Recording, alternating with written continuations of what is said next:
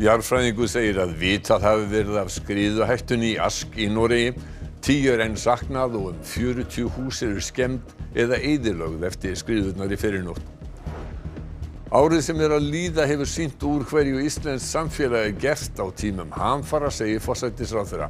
Viðspyrna er stóra málið á því næsta, þó að taugar verði þandar þegar að líður á kosningum. Gögn úr Facebook-öppum í snjallsímum eru notuð til þess að skrá ferðir fólks í faraldrinum. Meðalhreyfing einstaklinga dag hvern er notuð til þess að gera spálíkan Háskóla Íslands.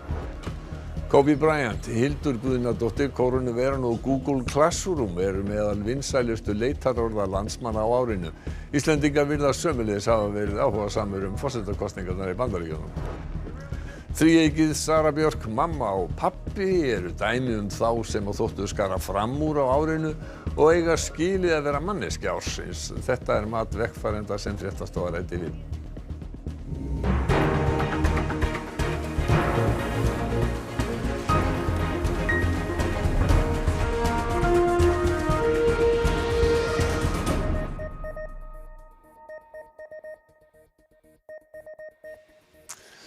Góðan dag. 10 manns er enn saknað eftir að leirskriður féll á bæinn Ask í Noregi í fyrrinótt. Þar á meðal eru 2 börn. Jarðfræðingur segir að hætta hafi verið á skriðuföllum á svæðinu og að líklega verði fleiri skriður á næstu árum. Enn er hætta á frekara jarðfalli í Ask og hefur það torveldað leitina á þeim sem er saknað. 40 hús hafa skemmst eða eyðilagst og 1000 manns mega enn ekki snúa heim.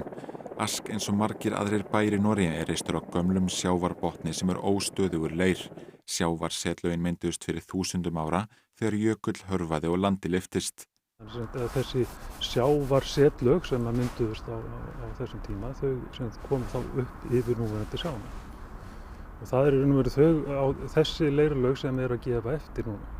Jarðvegurinn er óstöðugur og lítið þarf til að koma honum á hreyfingu. Nei, það þarf oft ekki mikið til. Það getur verið eitthvað smá gröftur, einhver jarðvinnuverktaki er að taka einhverja gryfju eða það eru einhverjar sprengingar eða eitt eða annað sem að maðurinn er að orsaka eða bygging ofan á þessi setlög sem að verður til þess að það verður ferging.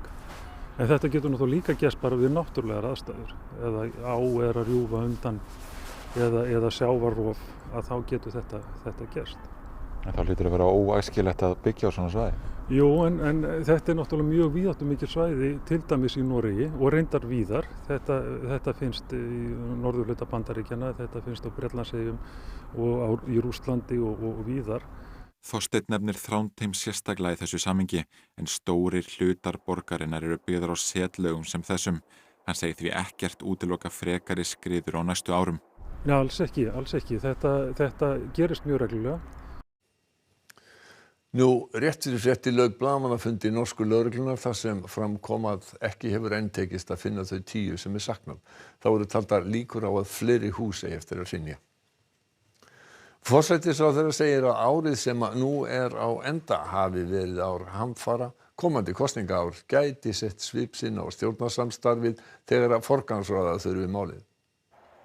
Venju samkvæmt á gamlársdag kom ríkisráð saman til fundar á Bessastöðum fyrir hádegi.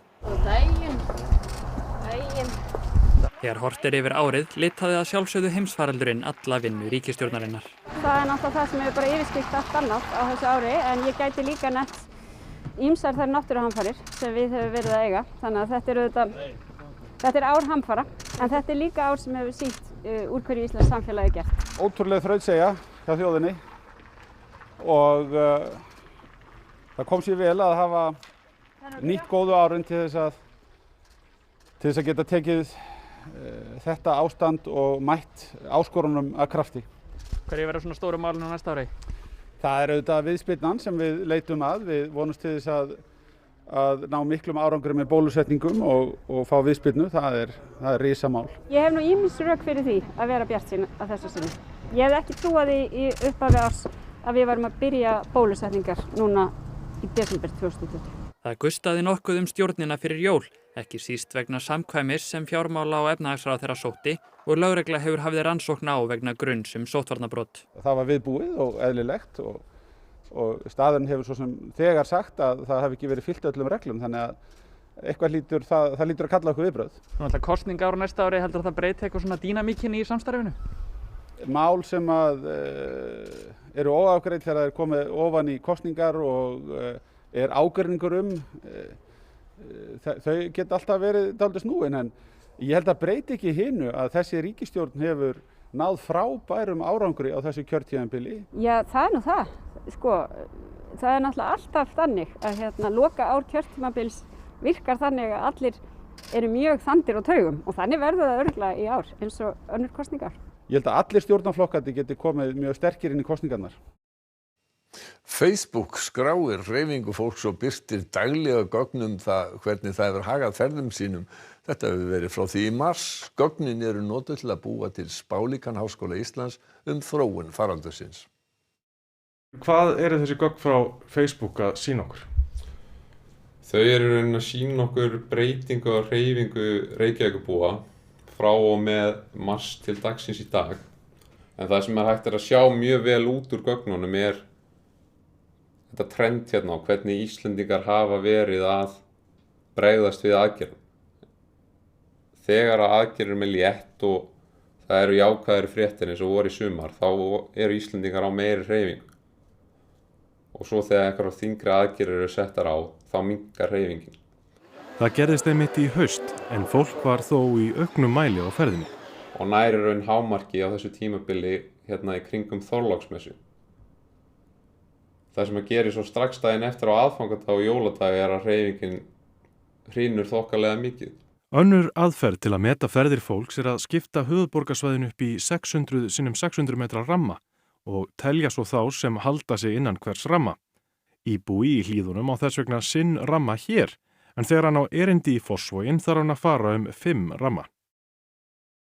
Hér má svo sjá að í vor héldu það bil fjórðungur höfuðborgarbúa sig innan síns 600 metra ramma og einni helgi í byrjun apríl héldu ríflega 40% kyrru fyrir og hættu sér ekki langt út fyrir hússins dyr.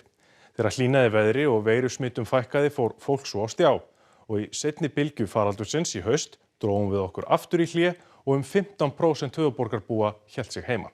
Á jóladag má svo sjá að 35% voru bara heima. Facebook fær gögnin frá öllum þeim sem leyfa forritinu að fylgjast með GPS-hnitum í snjallsímanum. Gögnin eru ekki persónugreinanleg því öllu er steypt saman og meðaldal reiknað út fyrir hvern dag. Þannig það er rauninni engin leið til þess að vinna sig aftur frá þeirri tölu til einhvers einstaklings. En svo er önnur spurning hvernig Facebook geymir þessi gögn og það er kannski spurning fyrir Mark Zuckerberg.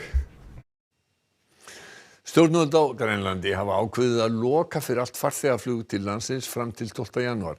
Þetta er talið nauðsynlegt vegna fjölgunar kórónuveirusmita í Danmörku undanfarna daga. Flugumferð verður háð takmörkunum þegar opnað verður fyrir ferðir til Grænlands á ný. 27 hafa greinst með kórónuveirun á Grænlandi, þar af 9 í þessum mánuði. Fyrsti skammtur á bóluefni gegn veirunni barst til landsins á þriðjudag og verður byrjað að bólusetja í næstu viku. Flest dýr eru hrædd við hávaða og blossar og sprengingar áramót geta valdið þeim ofsa, hræðslu og kvíða. Dýraeigendur þurfa því að huga vel að gæludýrum sínum í kvöld. Á gamlársdag er heimilt að skjóta upp flugeldum frá klukkan 10 og fram á nótt.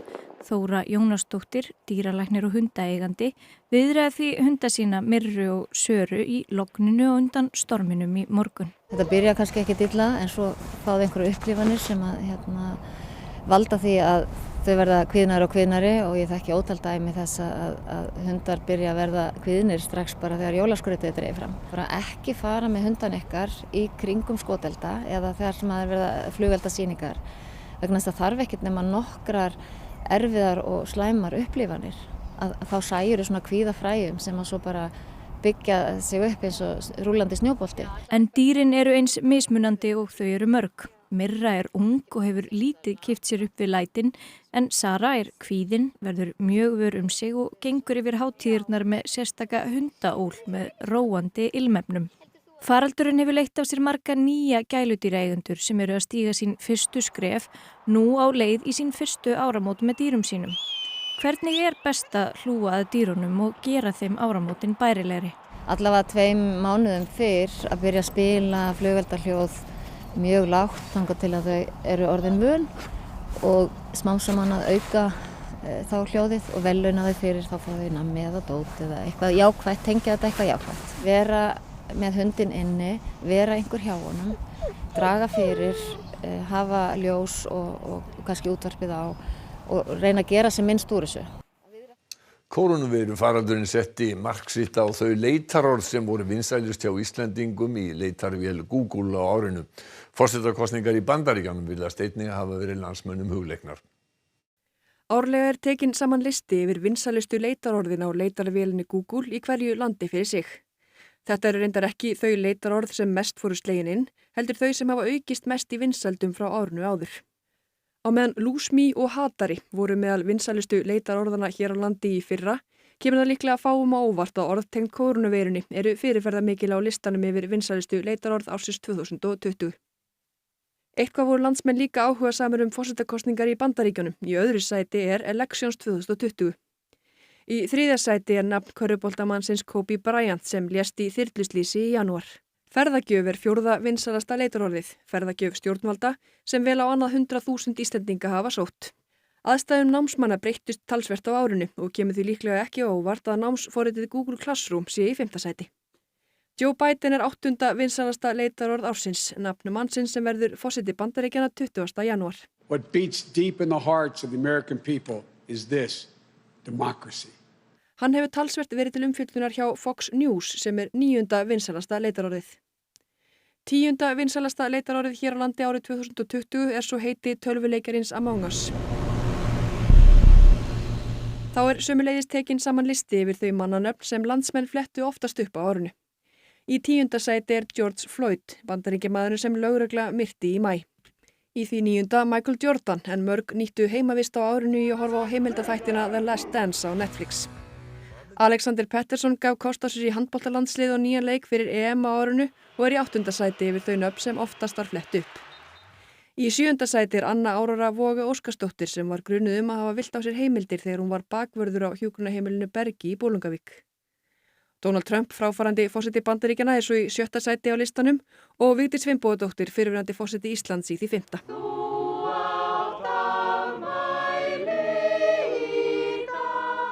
Í 4. sæti er Hildur Guðnadóttir, tónskáldið sem fékk Óskarsverðlaun fyrr á árinu. To the girls, to the women, to the mothers, to the daughters who hear the music bubbling within, please speak up. We need to hear your voices. Í 3. sæti er nafn Kim Jong-un, leiðtoga Norður Kóreu, en fregnir af andláti hans fyrr á árinu reyndust stórlega ýktar. Í öðru sæti er svo verðandi forseti Bandaríkjanna Joe Biden. Sá einstaklingur sem flestir Íslendingar flettu upp á Google á árinu er svo Kobe heitinn Bryant.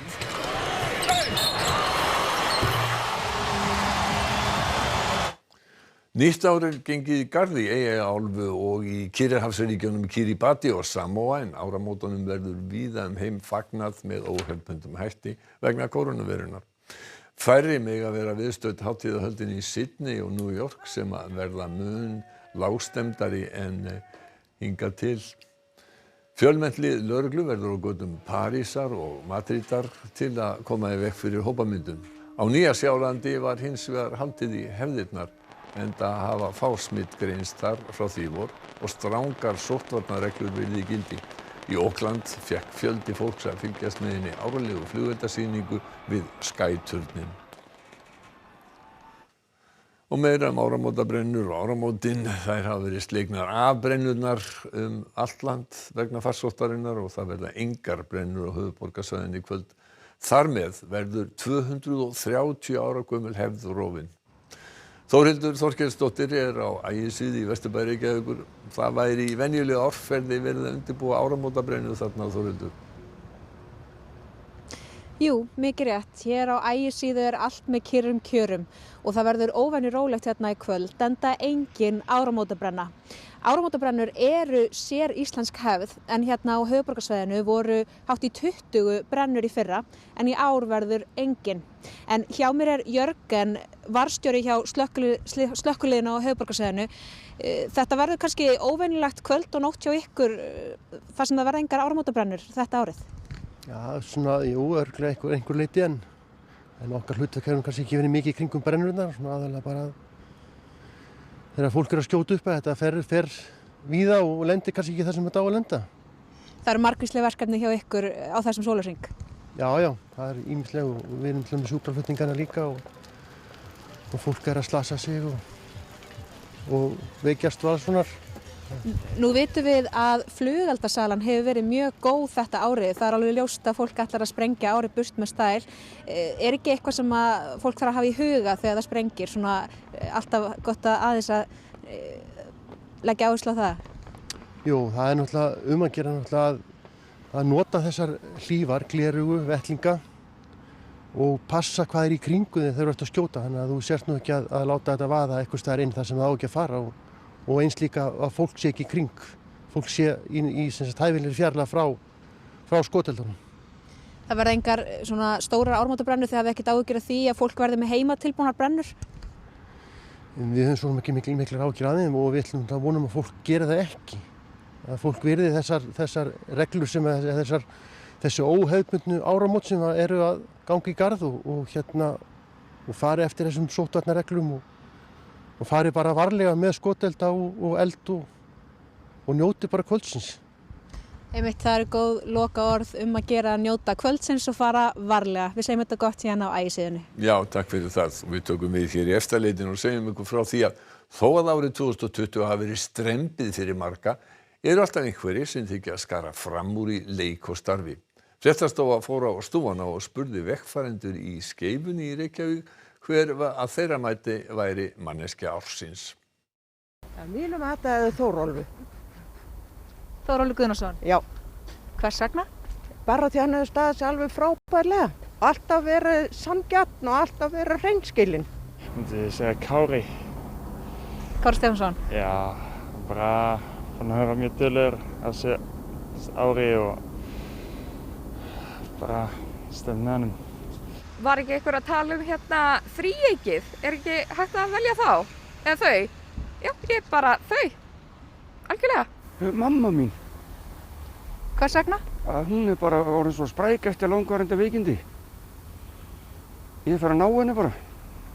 Ég myndi velja sundkappan okkar, Svein Anton Makki, frábær íþróttamaður. Ég myndi segja að það væri eiginlega bara þríeykið. Bara ég get ekki nafngreint neinn, mér finnst þau bara standa sig svo rosalega vel að ég myndi vilja að þau, fá þann titil bara sem einn heild. Víðir, manneskja ársins, já. Þórólfur, Alma og Víðir, já. Ætli þessi ekki bara þríeykið? Ég hugsa það. Ánægð með þeirra störf á árinu? Já, og þau eru líka svo mannleg. Þau eru ekkert fullkomin frekar heldur en við hinn. Manneskja ársins fyrir mig er pabbi minn. Hann er algjör hetja. Vinkonu mínar. Kannski hún sem að vann íþróttamaður ársins, Sara Björk. Þríeykið. Já, þau eru nú þrjú, er ekki einhver einn sem sker sig úr. Ég er nú alveg sammála með þessu með hana Söru Björk. Hún er sem manneskja ársins. Það verður að vita hvernig við erum á manneskja ársins og okkur inn. Hæg breytileg eða vestlæg átt, létt skýjað víðast hvar og kalt í veðri, nokkrar líkur á þokulofti við sjávarsíðuna suðvestan til í kvöld. Vaxandi sunnanátt vestan til á nýjársdag, hlýnandi og fer að rigna á Annesi annað kvöld. Áfram bjartviðri og kalt á austanverðu landinu. Það er Sigurður Jónsson sem er veðurfræðingur dagsins og fer betur yfir áramótaveðri hérna rétt á eftir. En fyrst helstu atriði fréttanna. Jarðfræðingur segir að vitað hafi verið af skriðuhættunni í Ask í Noregi. 10 er enn saknað og 40 hús eru skemmd eða eyðilögð eftir skriðurnar í fyrrinótt. Árið sem er að líða hefur sýnt úr hverju íslenskt samfélagi gert á tímum hamfara, segir forsætisráðherra. Viðspyrna er stóra málið á því næsta, þó að taugar verði þandar þegar að líður að kosningum. Gögn úr Facebook-öppum í snjallsímum eru notuð til þess að skrá ferðir fólks í faraldrinum. Meðalhreyfing einstaklinga dag hvern er notuð til þess að gera spálíkan Háskóla Íslands. Þá er þessum síðasta sjónvarpsfréttatíma ársins að ljúka. Næstu fréttir okkar eru í útvarpinu klukkan 4 og svo er náttúrulega alltaf á RÚV.is, hvort sem það er áramótið ekki, það er allan sólarhringinn. Og næstu sjónvarpsfréttir verða svo klukkan 7 annað kvöld og takk fyrir samfylgdina á þessu ári og gleðilegt ár.